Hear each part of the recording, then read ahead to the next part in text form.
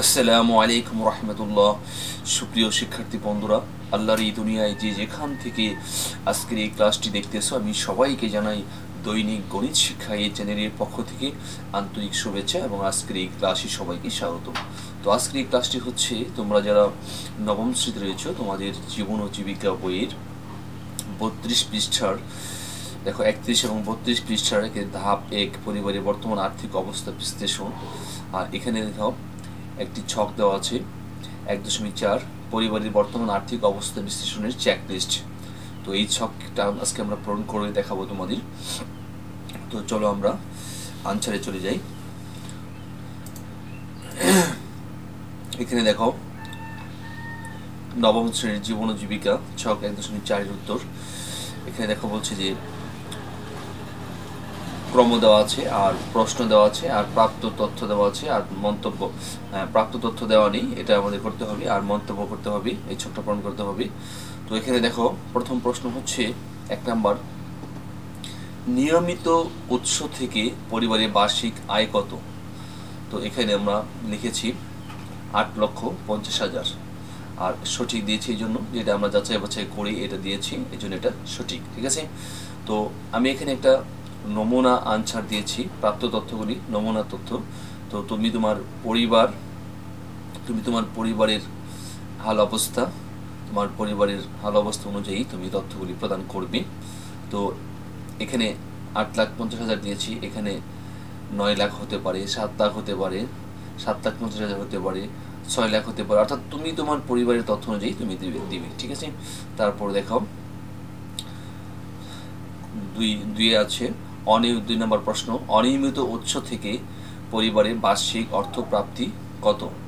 তো এখানে দিয়েছি 50,000 আর মন্তব্য হচ্ছে সঠিক। তারপর পারিবারিক স্থাবর সম্পদের পরিমাণ কত? স্থাবর সম্পদ যেটা তোমার জমি আছে তোমার, সেটা 15% আমি দিয়েছি। সেটা তোমাদের কম বেশি হতে পারে, কারো বেশি হতে পারে, কারো কম হতে পারে, তোমরা সেটা দিবে। ঠিক আছে, আচ্ছা, তারপর মন্তব্য হচ্ছে সঠিক। তারপর যদি থাকে তুমি দিবে, আর না থাকলে দিবে না। ঠিক আছে, তারপর 4 নম্বর হচ্ছে পারিবারিক অস্থাবর সম্পত্তির পরিমাণ, যেটা ব্যাংকে জমা আছে, অন্যের কাছে আছে, অন্যের কাছে পাওনা ইত্যাদি, যদি থাকে আর কি, তাহলে দেখো পারিবারিক অস্থাবর সম্পদের পরিমাণ আমি এখানে 4 লাখ দিয়েছি।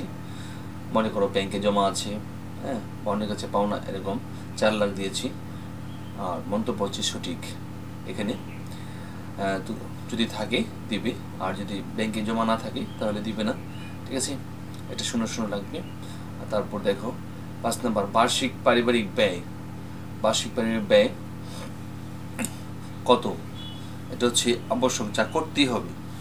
প্রত্যেকটা পরিবারের কি থাকে, একটি বার্ষিক একটা ব্যয় থাকে। ঠিক আছে, এটা প্রত্যেকটা পরিবারে থাকে, আমাদের ব্যয় করতেই হয়। তো একটা আবশ্যক ব্যয় আছে, যে ব্যয়টা করতেই হবে। তো এই ব্যয়টা দিয়েছি 5,50,000 আর মন্তব্য হচ্ছে সঠিক। 6 নম্বর, বার্ষিক পারিবারিক ব্যয় কত?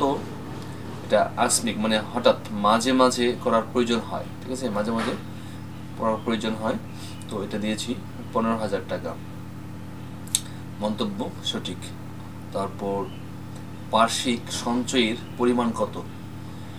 বার্ষিক অর্থাৎ তোমার পরিবারের যে বার্ষিক একটা সঞ্চয়, যেটা আয় থাকে, এটা জমা থাকে, আয় থাকে, তো এটা দিয়েছি 1 লক্ষ, মন্তব্য সঠিক। তারপর 8 নম্বর হচ্ছে বিনিয়োগ। 8 নম্বর কোশ্চেন, বিনিয়োগযোগ্য অর্থের মধ্যম বিনিয়োগযোগ্য অর্থের উপর পরিবারের নির্ভরশীলতা কেমন? তো এটা দিয়েছি মধ্যম বা মাঝারি, আর মন্তব্য হচ্ছে সঠিক। তারপর বিনিয়োগের আয় থেকে পরিবারের ব্যয় নির্বাহ করা হবে কিনা? হবে না, এটা আমি না দিয়েছি, হবে না। তারপর মন্তব্য হচ্ছে সঠিক। তারপর 10 নম্বর হচ্ছে পরিবারের আর্থিক দায়ের পরিমাণ কত? এখানে দিয়েছি 30,000, মন্তব্য হচ্ছে সঠিক। তো এই 10টা কোশ্চেন ছিল, 10টা কোশ্চেনের নমুনা উত্তর এখানে দিয়েছি, তোমরা এইভাবে আনসার লিখবে। তো আশা করি তোমরা এটা সুন্দরভাবে বুঝতে পেরেছো।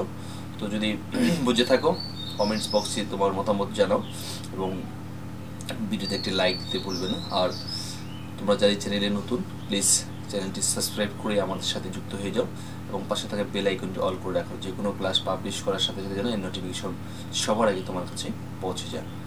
তো তোমার বন্ধুদের মধ্যে ক্লাসগুলি শেয়ার করে দিতে আশা করছি, বলবে না, তারাও যেন এ থেকে উপকৃত হতে পারে।